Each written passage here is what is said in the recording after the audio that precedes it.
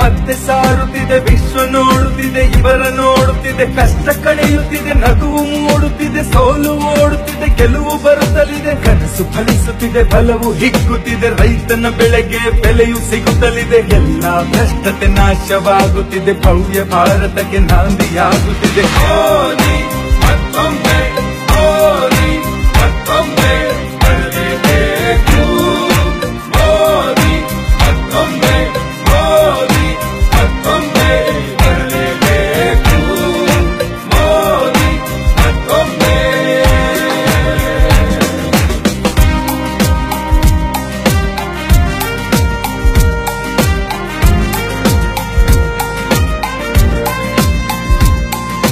ಮುದ್ರಾ ಯೋಜನೆ, ಅಮೃತ ಯೋಜನೆ, ಉಜ್ವಲ ಯೋಜನೆ, ಪಹಲ್ ಯೋಜನೆ, ಸರ್ಜಿಕಲ್ ಸ್ಟ್ರೈಕ್ ನೀವು ಗೈದ ಸಾಧನೆ.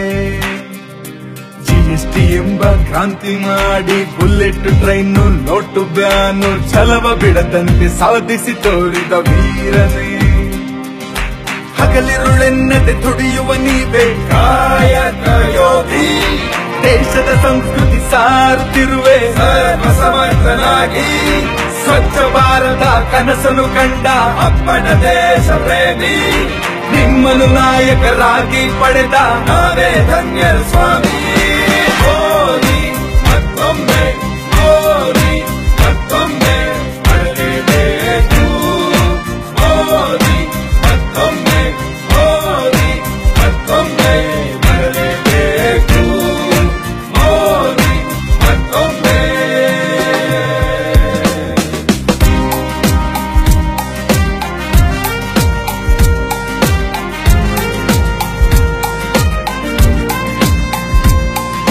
ಡಿಜಿಟಲ್ ಇಂಡಿಯಾ, ಖೇಲೋ ಇಂಡಿಯಾ, ದಿಟ್ಟ ಹೆಜ್ಜೆಯ make in India, skill India ಪಟ್ಟು ಬಿಡದೆ ಮುನ್ನಡೆಸಿ. ಭವ್ಯ ಭಾರತ, ದಿವ್ಯ ಭಾರತ, ಜ್ಞಾನ ಭಿಕ್ಷೆಯೇ ಇಲ್ಲಿ ಧನ್ಯತ, ಹಳವ ಬಲ್ಲಿದ ಎಲ್ಲರೂ ಒಂದೇ ಎನ್ನುತ್ತ.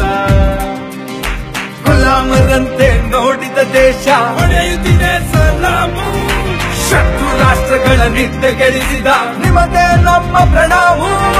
ಸಾಗುತ್ತಲಿರಲಿ ನಿಮ್ಮಯ ಯಾನ, ದೇಶಕ್ಕೆ ನೀವೇ ಪ್ರಾಣಿ. ಡಿಕೆ ಸುರೇಶ್ ಅವರು ಏನೋ ಚುನಾವಣೆ ಬಂದಾಗ ಮಾತ್ರ ಬಿಜೆಪಿಯವರಿಗೆ ಶ್ರೀರಾಮ ಜಯಂತಿ ಆಗುತ್ತೆ, ಅದಾದ ಬಳಿಕ ಮತ್ತೆ ಅವರನ್ನ ಕಾಡಿ ಕಳಿಸ್ಬಿಡ್ತಾರೆ ಅಂತ ಒಂದು ಸ್ಟೇಟ್ಮೆಂಟ್ ಮಾಡಿದ್ದಾರೆ. ಅದಕ್ಕೆ ಮೊದಲನೇದಾಗಿ ಬೆಂಗಳೂರು ಗ್ರಾಮಾಂತರ ಲೋಕಸಭಾ ಕ್ಷೇತ್ರಕ್ಕೆ ಒಂದು ಚುನಾಯಿತ ಪ್ರತಿನಿಧಿಯಾಗಿ ಡಿಕೆ ಸುರೇಶ್ ರವರು ಯಾವತ್ತೂ ಒಂದು ಚುನಾಯಿತ ಪ್ರತಿನಿಧಿಯಾಗಿ ನಡ್ಕೊಳ್ಳೇ ಇಲ್ಲ, ಒಬ್ಬ ಸಂಸದರಾಗಿ ನಡ್ಕೊಳ್ಳೇ ಇಲ್ಲ. ಒಬ್ಬ ಗ್ರಾಮ ಪಂಚಾಯಿತಿ ಸದಸ್ಯ ಆಡುವಂಥ ರೀತಿಯಲ್ಲಿ ಆಡಿಕೊಂಡು, ಪ್ರತಿ ಗ್ರಾಮಗಳಲ್ಲೂ ಸಣ್ಣ ರಾಜಕಾರಣ ಮಾಡಿಕೊಂಡು, ಪ್ರತಿ ಗ್ರಾಮದಲ್ಲೂ ಪೊಲೀಸ್ಗಳನ್ನ ಇಟ್ಕೊಂಡು, ಯಾರು ರೆವಿನ್ಯೂ ಡಿಪಾರ್ಟ್ಮೆಂಟ್ ಅವ್ರನ್ನ ಇಟ್ಕೊಂಡು ರಾಜಕಾರಣ ಮಾಡುವಂಥ ರಾಜಕಾರಣಿ ಡಿಕೆ ಸುರೇಶ್ ಅವರು. ಅವರಿಗೆ BJP ಬಗ್ಗೆ ಆಗಲಿ, ಮೋದಿಯವ್ರ ಬಗ್ಗೆ ಆಗಲಿ, ಪ್ರಭು ಶ್ರೀರಾಮಚಂದ್ರನ ಬಗ್ಗೆ ಮಾತಾಡುವಂಥ ಯಾವುದೇ ನೈತಿಕವಾದಂಥ ಹಕ್ಕೇ ಇಲ್ಲ, ಅವ್ರಿಗೆ ಆ ಯೋಗ್ಯತೆಯೂ ಇಲ್ಲ. ಯಾಕೆಂತಂದರೆ ಭಾರತೀಯ ಜನತಾ ಪಾರ್ಟಿ ಬೆಳ್ಕೊಂಬಂದಿರೋದು ಇವರ ಹಾಗೆ ಭ್ರಷ್ಟ ದುಡ್ಡಿಂದ ಅಲ್ಲ, ದೌರ್ಜನ್ಯದಿಂದ ಅಲ್ಲ, ಧಮಕಿಯಿಂದ ಅಲ್ಲ.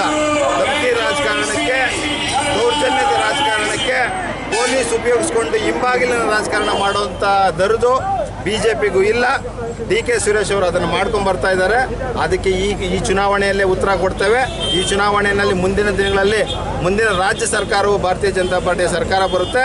ಇಡೀ ರಾಜ್ಯದಲ್ಲೇ ಈ ಕಾಂಗ್ರೆಸ್ನ ದೌರ್ಜನ್ಯದ ರಾಜಕಾರಣಕ್ಕೆ ಕೊನೆ ಆಡ್ತೇವೆ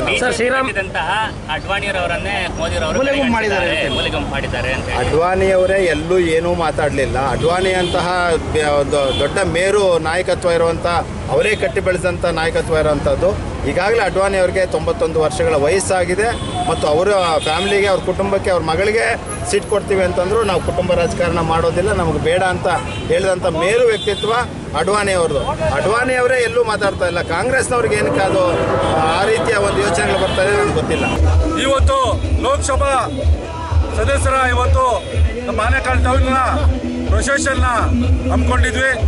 ಈ ಪ್ರೊಸೆಷನಲ್ಲಿ ನಮ್ಮ ಭಾರತೀಯ ಜನತಾ ಪಾರ್ಟಿಯ ಕಾರ್ಯಕರ್ತ ಬಂಧುಗಳು ಹೆಚ್ಚಿನ ರೀತಿ ಈ ಪ್ರೊಸೆಷನ್ ಭಾಗವಹಿಸಿ ಇವತ್ತು ನಾವು ಲೋಕಸಭಾ ಅಭ್ಯರ್ಥಿಯನ್ನ ಮೋದಿ ಮುಖಾಂತರ ಗೆಲ್ಸ್ಕೊಡ್ತೇವೆ. ಯಾವುದೇ ಕಾರಣಕ್ಕೆ ಸುರೇಶನ್ ಗೆಲ್ಲೋದು ಬಿಡೋದಿಲ್ಲ, ಅವ್ರನ್ನ ಮನೆಗೆ ಕಳಿಸೋದು ಸದಸ್ಯಸಿದ್ಧ ಅಂತೇಳಿ ನಮ್ಮ ಕಾರ್ಯಕರ್ತ ಬಂಧುಗಳು ಇವತ್ತು ತೀರ್ಮಾನ ಮಾಡಿದರೆ, ಅದೇ ರೀತಿ ಮುಂದಿನ ದಿನಗಳಲ್ಲೂ ಅಷ್ಟೇ ಈ ಶಿವಣ್ಣವ್ರನ್ನ ಮನೆಗೆ ಕಳಿಸೋದನ್ನ ಸದಸ್ಯಸಿದ್ಧ ನಮ್ಮ ಕಾರ್ಯಕರ್ತ ಬಂಧುಗಳು ಎಲ್ಲ ಒಂದು ಒಗ್ಗಟ್ಟಿನ ಮಂತ್ರವನ್ನು ಹೇಳ್ತಾ ಇದ್ದಾರೆ ಅಂತೇಳಿ ನಾನು ಹೇಳೋದಕ್ಕೆ ಬಯಸ್ತಾ ಇದ್ದೇನೆ. ಸರ್, ಈ ಒಂದು ಕ್ಷೇತ್ರದಲ್ಲಿ ಬಿಜೆಪಿ ಏನೇ ಮಾಡಿದ್ರು ಕಾಂಗ್ರೆಸ್ನ ಭದ್ರಕೋಟೆನ ಕಿತ್ಕೊಳಕ್ಕಾಗಲ್ಲ ಅಂತ ಹೇಳ್ತಾ ಇದ್ದಾರೆ ಸರ್, ಏನ್ ಹೇಳ್ತಾರೆ? ಯಾರು ಹೇಳಿದ್ದು? ಯಾವ್ದು ಕಾಂಗ್ರೆಸ್ ಭದ್ರಕೋಟೆ? ಈ ನಮ್ಮ 5 ಟರ್ಮ್ ನಮ್ಮ ಬಿಜೆಪಿ ಕ್ಯಾಂಡಿಡೇಟ್ ಗೆಲ್ಸಿದಂತ ಕ್ಷೇತ್ರ ಇದು. ಈಗೇನು ಅನಾಚರಿತವಾಗಿ ನಮ್ಮ ಮುಖಂಡರು ಕೆಲವು ತಪ್ಪಿನಿಂದ ಅವ್ರು ಗೆದ್ದಿದ್ದಾರೆ. ಮುಂದಿನ ದಿನಗಳಲ್ಲಿ ಯಾವುದೇ ರೀತಿ ತಪ್ಪನ್ನ ನಾವು ಮಾಡೋದಿಲ್ಲ. ಆ ಶಿವಣ್ಣನಾಗ್ಲಿ ಸುರೇಶನಾಗ್ಲಿ ಮನೆಗೆ ಕಳಿಸೋದು ನಾವು ಚರ್ಚಿಸಿದ್ದ. ಸುರೇಶ್ ಸಾಕಷ್ಟು ಕೆಲಸಗಳು ಮಾಡಿದಾರೆ ಅಂತ ಇದೆ ಸರ್, ಸಾಕಷ್ಟು ಅಭಿವೃದ್ಧಿ ಕೆಲಸ ಮಾಡಿದ್ದಾರೆ ಆನೇಕಲ್ ತಾಲೂಕಿನಲ್ಲಿ. ಯಾವ ಕೆಲಸ ಮಾಡಿದ್ದಾರೆ?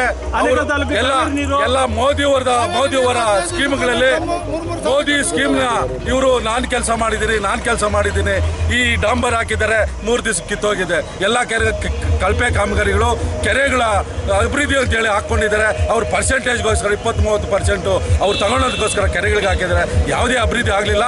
ಎಲ್ಲ ಹಾಕಿದ ಡಾಂಬರೀಕರಣ ಇವತ್ತು ಕಿತ್ತೋಗಿ ಮೂಲೆ ಗುಂಪು ಆಗ್ತಾ ಇದೆ. ಸರ್, ಆನೇಕಲ್ಲಿನ ಕೆಲವು ಬಿಜೆಪಿ ಕಾರ್ಯಕರ್ತರು ಚಿತ್ರದುರ್ಗದಲ್ಲಿದ್ದಾರೆ, ಕ್ಯಾನ್ವಾಸ್ ಮಾಡ್ತಾ ಇದ್ದಾರೆ. ಹೇಗೆ ಸಾಧ್ಯ ಸರ್ ಇಲ್ಲಿ ಲೀಡ್ ಅನ್ನು ಪಡೆಯೋದಕ್ಕೆ ತಾವು ಅಂತ?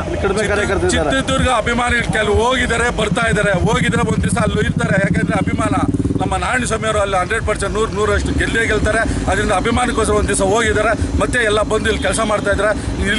ಇಲ್ಲಿ ನಾವು 20-30 ಸಾವಿರ ಲೀಡ್ ಅಂತ ಪಡೆಯೋದಂತೂ ಸತ್ಸಿದ್ದ. ಇದಂತೂ ಬರ್ಕೊಳ್ಳಿ. ಸುರೇಶ್ ಅವ್ರಿಗೆ ಎಚ್ಚರಿಕೆ ಗಂಟೆಯನ್ನು ಹೇಳ್ಬಿಟ್ಟು ಅಭಿವೃದ್ಧಿಗೋಸ್ಕರ ಮೋದಿಗೋಸ್ಕರ ಇವತ್ತು ಎಲ್ಲ ಅಕ್ಕ ತಂಗಿರು ಅಣ್ಣ ತಮ್ಮಂದ್ರು ಎಲ್ಲ ಅಫ್ಸಿಯಲ್ಗಳು ಎಲ್ಲ ವೋಟರ್ಸ್ ಇವತ್ತು ದೇಶದ ಅಭಿವೃದ್ಧಿಗೋಸ್ಕರ ವೋಟ್ ಮಾಡ್ತಾ ಇದ್ದಾರೆ.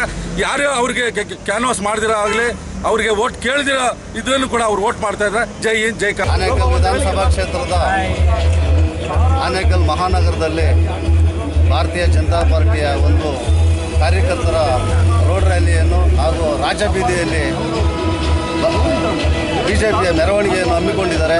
ಬಹಳ ವಿಜೃಂಭಣೆಯಿಂದ ಖುಷಿಯಿಂದ ಜೋಶಿಯಿಂದ ಈ ಕಾರ್ಯಕ್ರಮ ಬೆಳಗ್ಗೆ 7ರಿಂದ ಈಗ 10 ಸಮಯ 10-10:30 ಆಗಿರ್ಬೋದು. ಯಾರೂ ಕುಗ್ಗದೆ ಭಾರತೀಯ ಜನತಾ ಪಾರ್ಟಿಗೆ ನಮ್ಮ ಅಶ್ವಥ್ ನಾರಾಯಣ ಗೌಡರಿಗೆ ಮತ ಯಾಚನೆ ಮಾಡೋದಕ್ಕೆ ರಾಜಬೀದಿಯಲ್ಲಿ ಹೋಗಿ ಮತಯಾಚನೆ ಮಾಡ್ಕೊಂಡು ಬಂದಿದ್ದಾರೆ. ನಮ್ಮ ಆನೇಕಲ್ ವಿಧಾನಸಭಾ ಕ್ಷೇತ್ರದ ಭಾರತೀಯ ಜನತಾ ಪಾರ್ಟಿಯ ಎಲ್ಲ ಕಾರ್ಯಕರ್ತ ಬಂಧುಗಳಿಗೂ ಹಾಗೂ ಇಲ್ಲಿನ ಅಧ್ಯಕ್ಷರಾದಂಥ ಸಿ ಜಗನ್ನಾಥ್ರವ್ರಿಗೂ ಹಿರಿಯ ಮುಖಂಡರಿಗೂ ಎಲ್ಲರಿಗೂ ಅಭಿನಂದನೆ.